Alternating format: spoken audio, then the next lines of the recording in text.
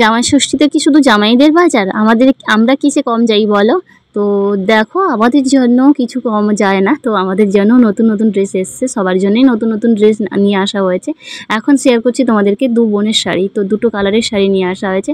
তো দুটো কালার, একটা নেভি ব্লু কালারের নিয়ে আসা হয়েছে, একটা পিঙ্ক কালারের নিয়ে আসা হয়েছে। দেখো শাড়িগুলো কেমন হয়েছে। তো শাড়িগুলো নিয়েছে ১,৫০০ টাকা করে। তো এখন দু বোনের মধ্যে কনফিউশন চলছে যে কোন শাড়িটা কে নেবে। তো অ্যাট লাস্ট দাদা বললো যে ব্লু শাড়িটা দিদি নেবে আর পিঙ্ক কালারের শাড়িটা ওটা আমি নেব।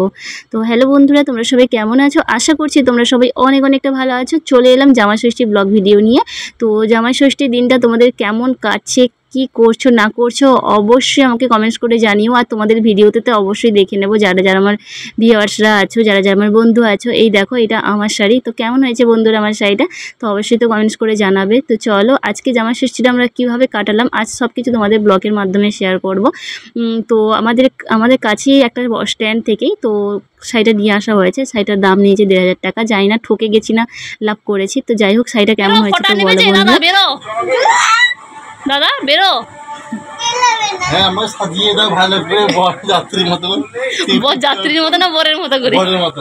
চলো বিয়ে করতে। এক্ষুনি বলছো যে এই ড্রেস পরে ফোটা নেবে আর সাজতে ভালো লাগছে না? হ্যাঁ আরে উঠো চলো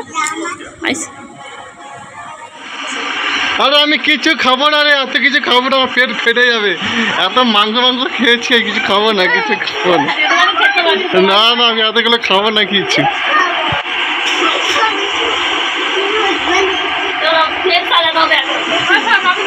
তো কিছু টিফিন বানাতে দেয়নি দাদা, তো বলছে ফল আর মিষ্টির উপর দিয়ে হয়ে যাবে। দেখো মিষ্টি নিয়ে এসেছিলাম 7 রকমের মিষ্টি, তার সঙ্গে কিছু ফল ছিল। দিয়ে হাতে তিনটে হীরার আংটি, বডি স্প্রে, নতুন জামা প্যান্ট কে পরে নিল? হ্যাঁ ওঠো মাদুর থেকে ওঠো মাদুরে না আসন পাতা হবে। এখানে ধূপ প্রদীপ, ধান দুর্ব, আতপ চাল সব কিছু আইটেম রেডি। চন্দন থেকে আমার টিফিনে শাড়ি চেঞ্জ করো, নতুন শাড়ি পরো। সত্যি বলতে গরমটা না সবাইকে যেন ঘায়েল করে রেখেছে। মা পরেছিল পরা শাড়ি পরে, মাকে যেই বকা দিলাম মা আবার ভালো শাড়ি পরে এলো। যাই হোক জামাই ষষ্ঠী হবে, ক্যামেরা বন্দি করে রাখবো স্মৃতিগুলো, পুরনো স্মৃতিগুলো জাস্ট থাকবে ক্যামেরা বন্দি হয়ে।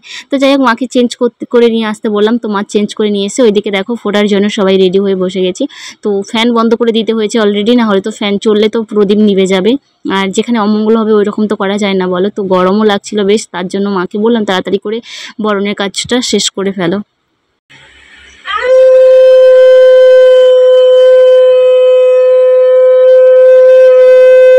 মালা ঘুমছে চেলা চামুন্ডা যদি লিয়া বুঝনে হয় সে ধারে ধারে সোনা দাঁড়া।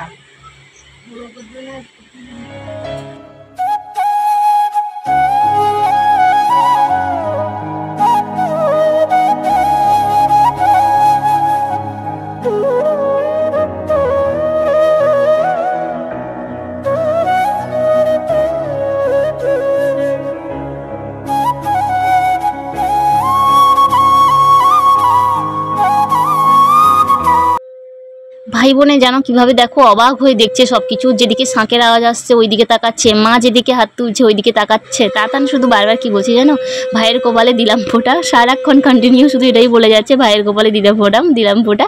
তো এটা ভাই ফোঁটা এরকমই করে যাচ্ছে, জানে না তো। দেখো কিভাবে অবাক হয়ে এক দৃষ্টি ভরে তুতুর দিকে তাকাও আর তাতানির দিকে তাকাও। আমি তো জাস্ট ক্যামেরা করছি আর হেসেই যাচ্ছি ভাই বোনের কাণ্ড কারখানাগুলো দেখে।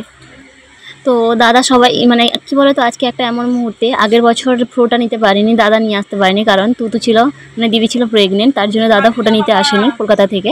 তো আমার হাজব্যান্ড মানে তোমাদের দাদা ভাইই নিয়েছিল আগের বছর ফোঁটা, এবছর আসতে পারেনি। মা ফোন করে বলছে ভিডিও কলে ফোঁটা নিয়ে নাও। তো তোমাদের দাদা ভাই বললো থাক মাথায় থাক ফোঁটাটা, কিন্তু দিয়ে আজকে ওদের রুমে ছুটিও ছিল, দিয়ে ওর ফোনও করেনি। তো বলেছিলাম ভিডিও কল করতে, তো ভিডিও কল করেনি। দাদাও মন খারাপ করেছিল, খুবই একটু মন খারাপ হয়ে গেছিলো, কারণ রোহিত ভাই থাকলে দুজনে একসঙ্গে দু ভাই মিলে ফোঁটা নিতাম। এটা দাদার দ্বিতীয় বছর জামাই ষষ্ঠী হচ্ছে।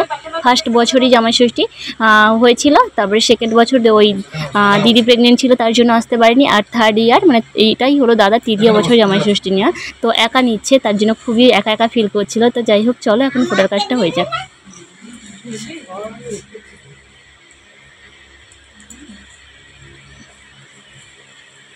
সবাই আমার দিকে তাকাও, সবাই আমার দিকে তাকাও, সবাই আমার দিকে। রুহি, মিষ্টু, সোনামা, সোনামা, সবাই এদিকে, সবাই আমার দিকে।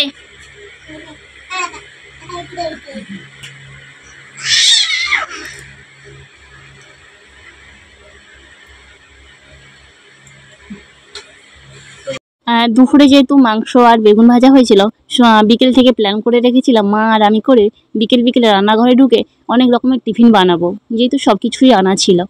তো তারপরে বিকেল থেকে আমি এমনভাবে অসুস্থ হয়ে পড়ি, হঠাৎ করে আবার বুকের যন্ত্রণা শুরু হয়ে গেল। তো খেতে মানে কি বলবো, এতটাই মাথা যন্ত্রণা বুকের যন্ত্রণা করছিল, মাঠের মধ্যে একটু বসতে গিয়েছিলাম, বিকেলবেলা মাঠের মধ্যেই শুয়ে পড়েছি ঘাসের মধ্যে, মানে শরীরটা এতটাই খারাপ হয়ে গেছিলো। তাই জন্য দেখো সেভাবে কিন্তু টিফিনের কোনো আয়োজন করতে পারিনি।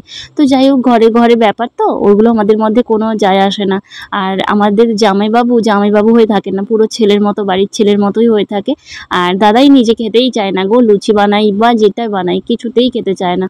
তো যাই হোক আজকে জামাইষষ্ঠীটা আমরা এইভাবে কাটালাম, খুবই মজা করে, খুবই আনন্দ করে, কত সেলফি তোলা হলো, ছবি তুললাম, সব কিছু আমাদের স্মৃতি হয়ে থেকে যাবে এই বছরের মতো। বাতাস কর,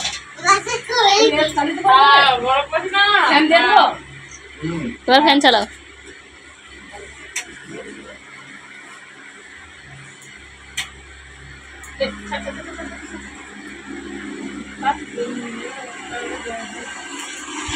আমার মেয়ের আমার পুজো দেখছো, আচ্ছা বাবা ছবি তুলবো।